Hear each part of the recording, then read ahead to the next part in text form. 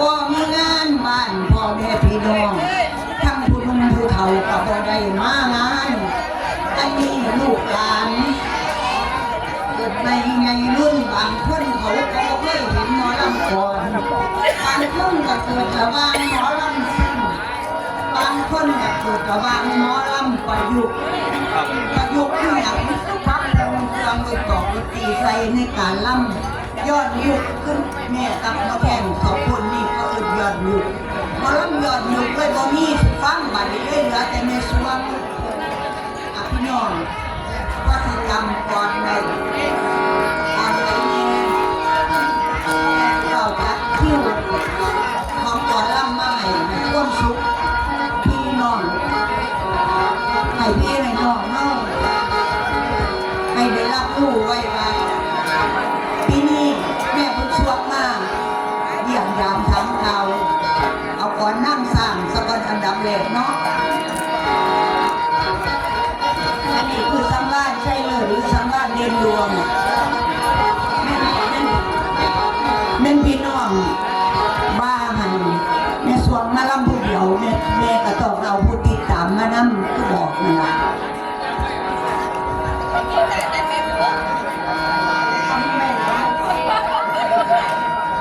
โอ้ยละน้อง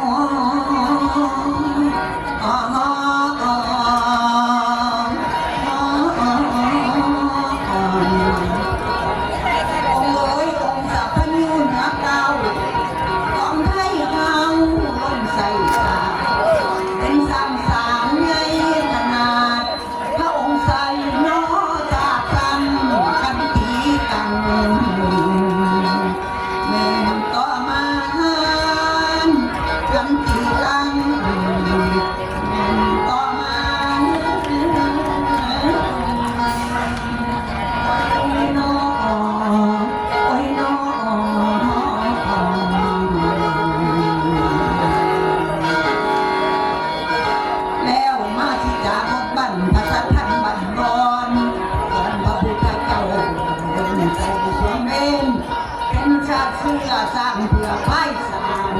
ก่อนวันมาทนนับมากมายกัน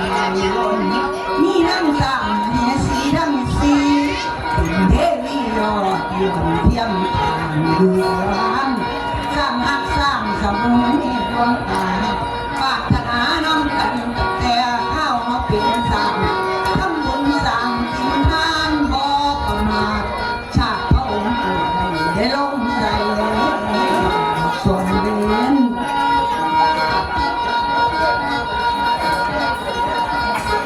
เมื่อหนึ่งนั้นสร้างใหญ่สักพันบริวารเป็นกูดอกเสือแนวนั่งสั่งพญาสารเอาหญ้ามาปั่นบ้านบอนให้มังกรดอกเสือเมียสร้างดอกสีน้ำส่วนมเหสีสร้างกันยินดีส่งเสือนสร้างกับหลวงหัวหน้าพ่อข้าข้าวระวังพ่อหอดน้องนั่งนาโซภาตาเมียพญาไพศาลมอมมานั่งกันเลยเกินมีหมดแดงตัดน้องข้าพ่อแขน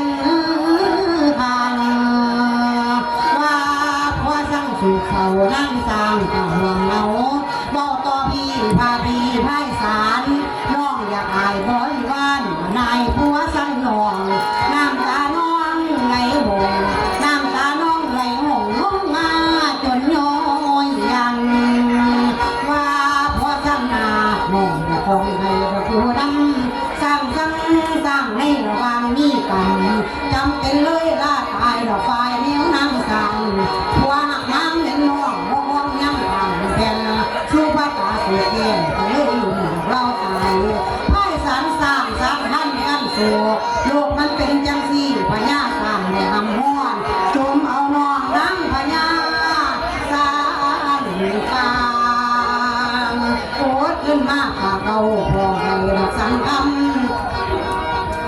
สร้างโศกซ้ำรับสร้างสูญเสียเนี่ยพญาไพศาลแต่เราตายข้าวนั้น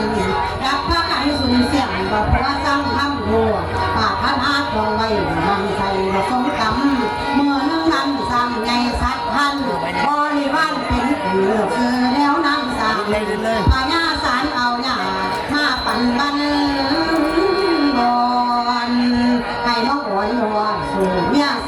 อกสีน้ำส่วนในเนี้ยสีสร้างก็ยินดีส้มเสือนสร้างกับขุนเงยาพ่อข้าอ่างระวังพ่อหอดน้องนั่งนาชูปัตตาเนี่ยพญาไพศาลมอมพนังก็เลยแก่นี่มาแบ่งตัดน้องข้าโอ้แก่ตันว่าพ่อสั่งนาว่าพ่อสั่งสุดเขานั่งจำผังเนาก็พี่พาพี่ไพศาลน้องอยากตายบริวารนายพ่อสั่งน้องน้ำตาน้องไหลหมู่น้องงาจงน้อยยังว่าพ่อสั่งนาน้องบอกคงให้เด็กหัวดังสร้างกระต่ายสัตว์นั่นได้มากเกิดเป็นคนอันนี้คุณแม่ให้ลูกสาวพี่น้องลอยมาให้เป็นกำลังใจจะเคยเป็นหมอลำมาก่อนขอบคุณหลายๆคุณแม่เด้อเดี๋ยวจะหน่อยทำงานก่อนจะหน่อยสิลุกไปนั่ง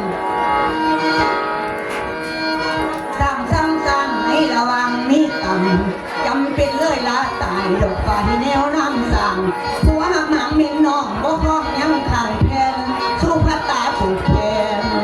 ก็เลยลงดอกเขาตายให้สั่งสักท่านกันสู่โลกมันเป็นจังสี่ว่าท่านได้ดอกสั่งคำจมเอาดองน้ำพญาสั่งปากดขึ้นมาปากเบากดขึ้นมาปากเบาพองอ่านให้สั่งคำสั่งโศกซ้ำดับสาบสูญเสียเนี่ยพญาไพศาลกับเราตายเท่านั้นรับประคันสูญสิ้นหัวสั่งทำถูกวัดประคันสูญสิ้นใส่ดอกสองเล่มใครก็ตายชาตินั้นกำมาเกิดเป็นคนมาเป็นนางสุภาตาลูกพญาจันแจ้งเนาในเทียนเย็นพระราสุภาตานาดอนก่อนนั้นน้องเน่าอยู่แถมบ้านลังส้มสุบินคำฝันและนางเตียงหน้าสางนั่งนอนเล่นเย็นใจแล้วกระมวลอาทิตย์ควรกินฟ้าพลังมาเบิกขึ้นมาเล่าให้พาเพียนฟ้าวันบอนตอนนั่งฝันปล่อยนอนเตียงหน้าลูกตายเท่านั้น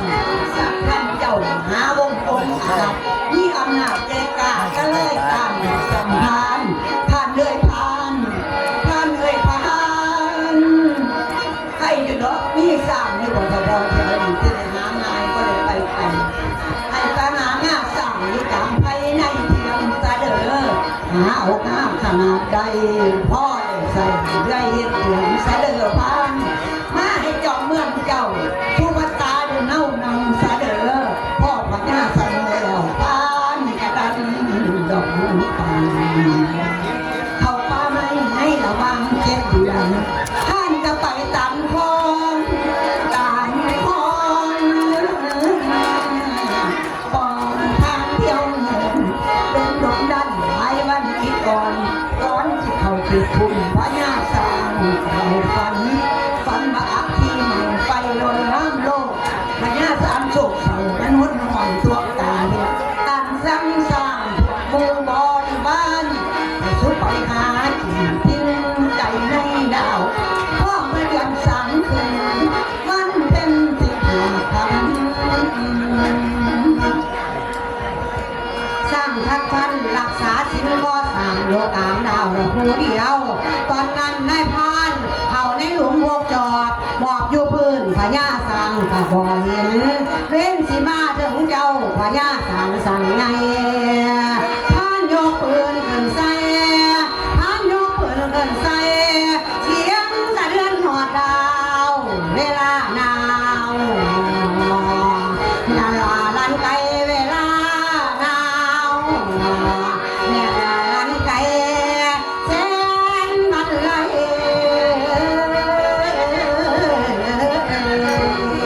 โอ้ยหนอ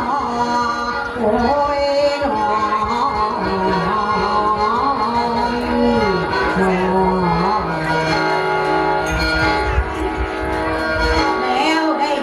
บันบอนก็หมายจนสิโมละหน้าตายส่วนท้ายสารสั่ง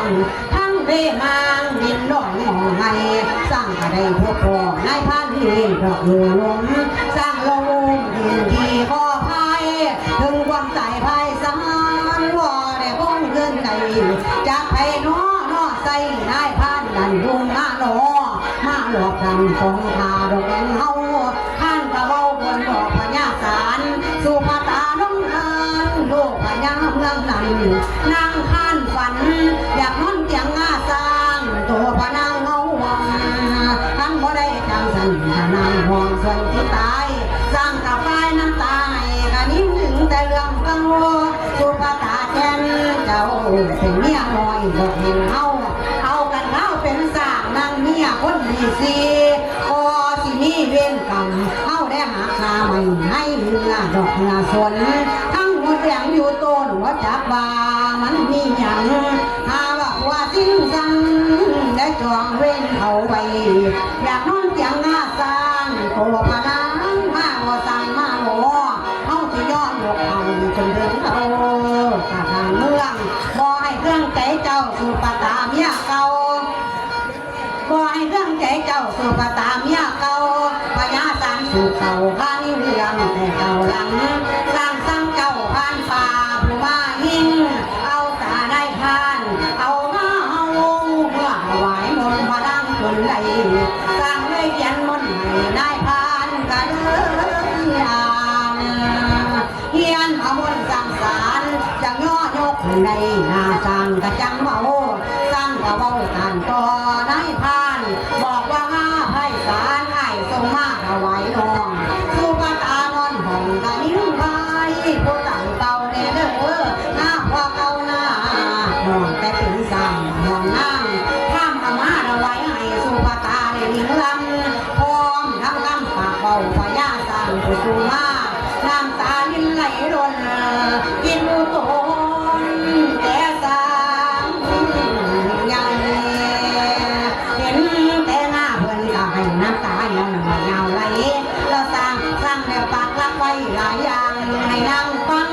น้ำตาพังพ่อปันฝนได้บนน้ำไหลทางวันความหลังเกิดมาเบาอันนี้น้ำแต่หัวเขาได้ยินคำตาเบาสัญญาการผู้ส่งมา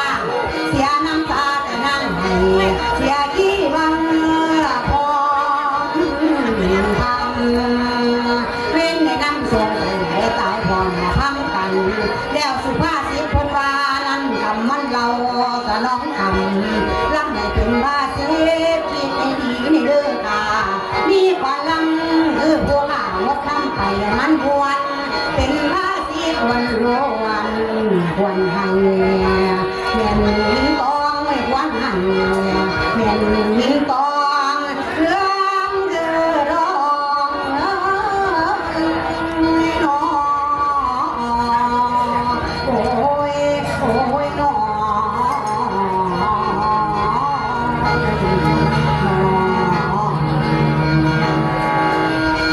เอาละเนาะพี่น้องเชื่อมคน